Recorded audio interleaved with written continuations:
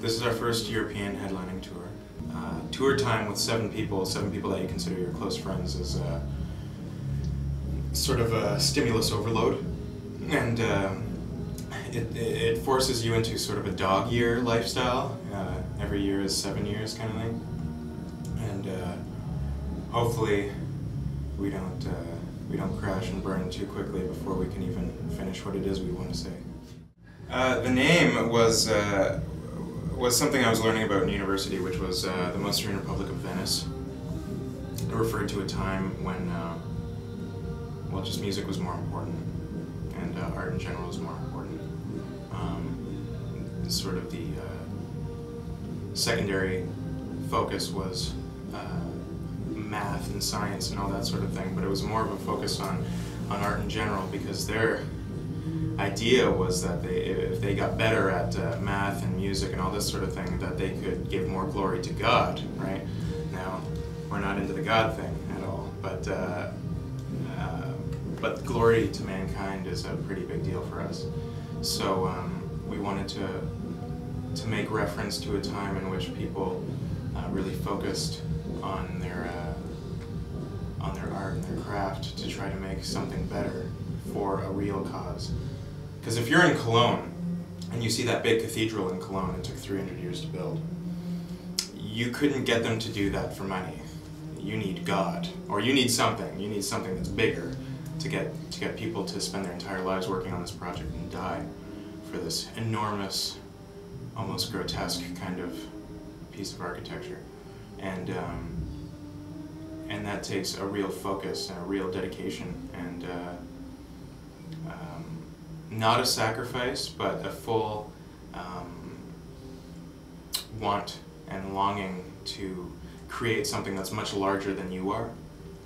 And I think that's what this band is for us. You know, it's not a cathedral that's taking 300 years to build, but it is it's something that we've dedicated our current existence to. I find it difficult to place the music. I feel like there's some very obvious influences, but they generally differ from those that everyone else thinks. A lot of people are very sure as to how we sound, whereas I'm not as sure. But I guess that's every band's ego talking.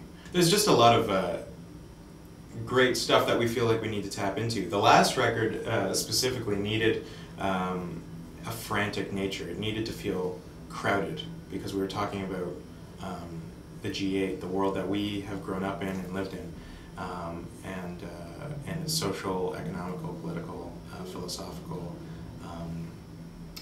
the ramifications of everything that we've done over the last 20 years that we've been alive, well, 25 years that we've been alive, and everything we've seen, including the digital age, the revolution of the internet, all these sort of things, the degradation of proper human interaction, social causes, all that sort of thing, and how they've accelerated into almost an infinite mass and a critical mass. And to try to capture those ideas musically in an abstract sense has been very difficult. But if you go back to people like Rachmaninoff and Schoenberg and Shostakovich and Prokofiev, those guys all knew how to create mood and intensity, and I don't think it's really something that you can